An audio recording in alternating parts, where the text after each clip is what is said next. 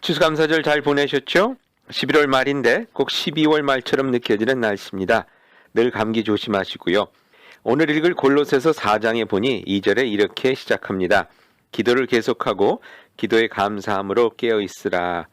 이 말씀이 무슨 뜻일까 생각해 보니 이런 생각이 들었습니다. 기도를 하다 보면 여러 가지 이유로 깨어있는 기도를 하지 못할 때가 있습니다.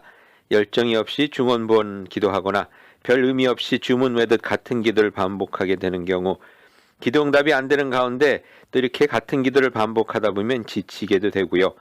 그런데 이런 경우 감사함으로 우리의 기도를 새롭게 할 수 있다는 것입니다. 감사는 우리의 기도를 통해서 역사하고 계시는 하나님의 모습을 볼 수 있는 눈을 뜨이게 합니다. 우리가 가지고 있는 죄악성은 늘 부정적인 것을 더 잘 보게 하죠. 그렇게 하나님께서 우리를 위하여 이루고 계시는 일보다는 그렇지 않은 것이 더 커 보이게 됩니다.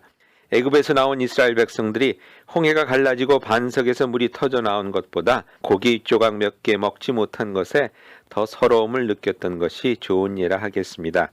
그때 그들이 하나님께서 어떻게 10가지 재앙을 내려서 그들을 애굽 땅에서 구원했으며 또 어떻게 홍해를 가르시고 그들을 인도하셨는지를 기억했다면 아마 역사는 많이 달라졌을 겁니다.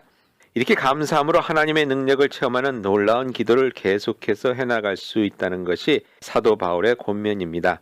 사도행전 16장에 보면 바울이 유럽에 가서 복음을 전한 첫 번째 도시 빌립보에서 감옥에 갇히게 되는 이야기가 나오는데요. 전도를 시작하자마자 감옥에 갇혔으니 얼마나 상심이 되겠습니까?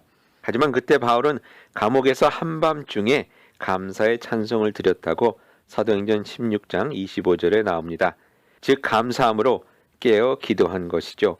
그때 감옥문이 열리고 간수의 가정을 구원하는 놀라운 역사가 있었습니다. 이와 같이 하나님의 기적을 늘 체험할 수 있도록 우리로 하여금 멈추지 않고 졸지 않고 깨어서 기도할 수 있게 하는 것이 감사라는 것입니다. 오늘은 소위 말하는 블랙 프라이데이죠.